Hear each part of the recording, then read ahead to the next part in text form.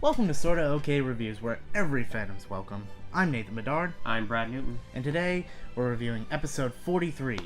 Yep, this episode is the fourth episode of season 3, and I'm looking for the episode name. It is Drive It Home Iron Fist. Yep, we got the immortal Iron Fist in this episode. Last week's episode was pretty awesome. I mean, everyone was talking about it, so we actually had, I think they kind of heard about this, so we got a little bit of a recap this episode of the good part that happened at the end of the episode. Yeah, we got the recap of the 1,000,000% hit punch, and they know that that's was their big moment of this season so far, so we started off with a recap of that, and then Koda is still talking to Deku, and then Deku's going to decide to take him back to Mr. Aizawa. He tells Koda that his quirk can be used to put out the fire that Dabi's starting. Mm-hmm. So, we also start off with the League of Villains, like Shigaraki and Kurogiri, the portal guy, and the main villain guy. They're talking about, and they make the joke about the RPG game. They're like, when we first attacked the heroes, we were all level 1s, but now we went back, we grinded, we leveled up, and now we're back to fight again. Using that video game reference. Yeah, there's actually quite a few pop references, I think, in My Hero. Yeah. And then, so we get back, and we also get, we started off again last week to Eraser. Mr. Aizawa he tells the head of Class B, he tells him to stay away from the kids. He runs out of the classroom again, and he's met by Dabi. And last week we assumed that Dabi just wrecks him because he catches him off guard. But then he's like, I would expect nothing less of a pro hero. And then Mr. Aizawa ended up dodging the attack. Yeah, and I think he actually breaks, 2 of his hands?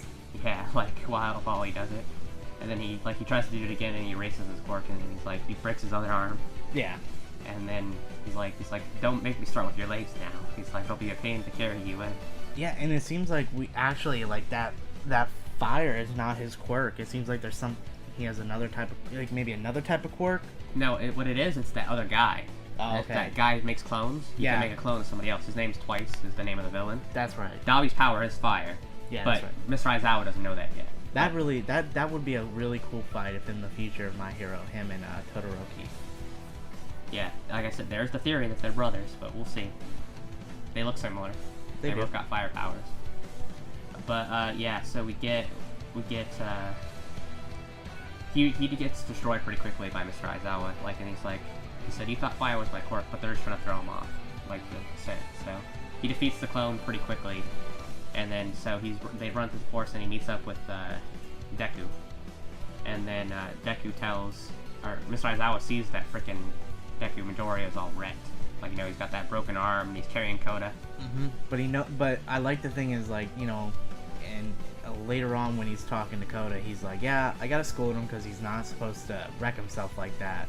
He did say, he's like, make sure you put more emphasis on the thank you. Yeah. Tell him to say thank you. Yeah, you get a nice little moment with Koda. He's like, I punched him. I treated him like a dick, and and I didn't even get to say thank you and Mr. I was like, don't worry, you'll be able to just work on it a little bit more. Yeah, so we get Midoriya telling Mr. Aizawa that they're after Bakugo, and he calls him Kachan. So he's like, yeah, they're after him, and then Mr. Aizawa's like, all right, go tell Mandalay, and then he's like, crap, I forgot to tell him to come back, because he's going on pure adrenaline at this point. Yeah, as soon as he calms down for a bit, he's gonna feel every little ache and pain in his body. Yeah, after that 1,000,000%, Jesus. So he goes to Mandalay, and Spinner's about to attack Mandalay, and then with his feet, so he's still got power, he breaks Spinner's sword. Oh, he comes in with that double, he's like, boom! Yeah, he breaks that sword, and then he tells Mandalay to relay the message to everybody that they're after Bakugo. And then Magni realizes that Midoriya has defeated Muscular. He's like, the only person that could talk is Muscular. And he's like, Muscular was pretty strong. You're like, you mean to tell me this kid could beat Muscular? Yeah. So he's like, I need to end this kid right now. So he goes over to punch him, and then Spinner throws a knife at him, and then he's like, no, Stain said he was a true hero. He's like, I follow Stain's ideals. You're not gonna touch him, pretty much. And then, boom, they left themselves for an open, and they get knocked the F out. Yeah, by the Wild Wild Pussycats. So they're like, man, that took longer than it should have. Mm-hmm. So we get Midoriya running through the woods, and then it cuts over to Todoroki and Bakugo, because Bakugo is like, oh. Also, yeah, I forgot to mention that, along with saying Bakugo is the target, Mr. Aizawa tells the kids they can fight. Like, that's what he tells. So everyone hears that they can fight now, fight back, because, you know, there's no other way they're going to get out of this. And there's a nice moment again with Mr. Aizawa says, don't let this be your last night, heroes, or future heroes. Yeah. So yeah, he tells them to fight back. So we cut to Bakugo and Todoroki, and they're fighting Moonfish. And Moonfish's quirk seems weird. Like, he seems to be able to, like, his teeth like grow. turning into like blades almost. Yeah. Also, another thing I want to implement on Mr. Aizawa, I think he's a lot more worried because the last time when villains attacked, they attacked UA High. He knew that, he knew All Might could come. He knew all the other pro heroes could come around. But nobody really knows this location, and then by the time they got out there, everything could be done. Yeah. So it's not. Yeah. Now he's actually worried because like they have to fight. They have to. And the villains are a lot stronger this time as well. Yeah, they're not just throwaways. They have quirks too, and they're killers. Yeah. So yeah, they're fighting, and back to Bakugo and Todoroki, and then Todoroki tells Bakugo, he's like, you can't use your explosion quirk really, or you're gonna set the whole forest on fire. So he's just trying to use his ice to block Moonfish, and Bakugo's like, yeah, I'm not an idiot, I know. So they're having like a hard time fighting them because Moonfish's quirk is doing really well in the forest, and Bakugo and Todoroki can't use their quirks. You can only use ice right now. But at least they know they could fight. So I assume the fight's coming next episode. So now we get to the name of the episode. Tetsu is the guy with the metal quirk. Yeah, he's like kind of I can't think of his name, but he's like kind of similar to a hardening guy. Yeah. Which I actually think the metal's cooler. In Red my Ride, opinion. if we want to get his hero name. Yeah, and then him and the girl with the big hands. I forget her name, but they call her like the mom of Class B. Yeah, because she's very smart. She proves it this episode.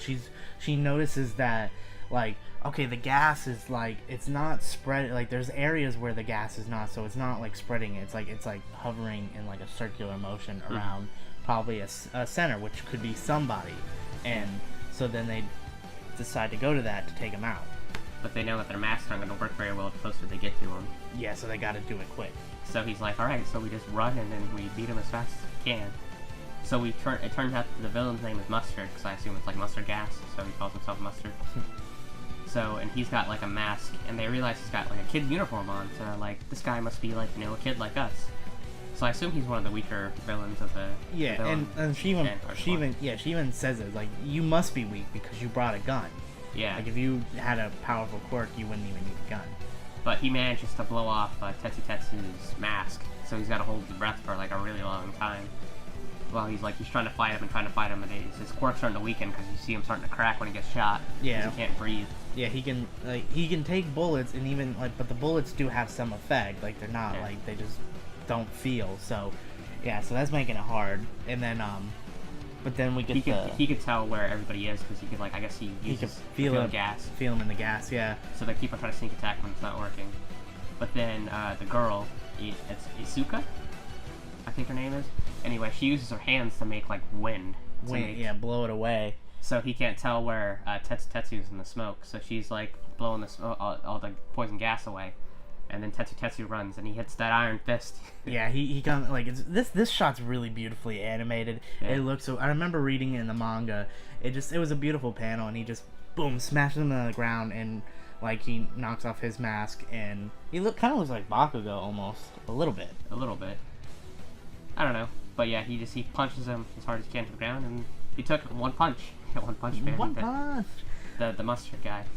But yeah, then we get to pretty much the end of the episode, and we end on a really cool point. Pretty much. Well, Midoriya meets Shoji, and we figure out that severed hand that Moonfish had was one of Soji's mini hands that he can grow. Mm-hmm. So we see Shoji's not looking good either, as Deku's not looking good. So they're both pretty destroyed, and he says, well, something just happened. Oh, when Shoji picks him up too, Deku has a moment to kind of he's off his feet. Yeah. So he relaxes just a little bit and he feels it. Yeah. So, but you want to go ahead and say what? So as we know, Tokoyami he kept saying reverie in the dark, reverie in the dark. Yeah. And we kept wondering, what was that for? What was that for? Well, we know his quirk gets Dark more shadow. and more powerful Yeah. the darker it is.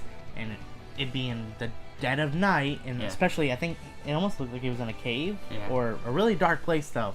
And I mean, it's taken over him, and he's going berserk. Like, And yeah, he can't control the beast. He tells he's like, run if you want to live. Yeah. So I can't control his power. he could kill them. So, Yeah. like, it's gonna be a fun episode next week.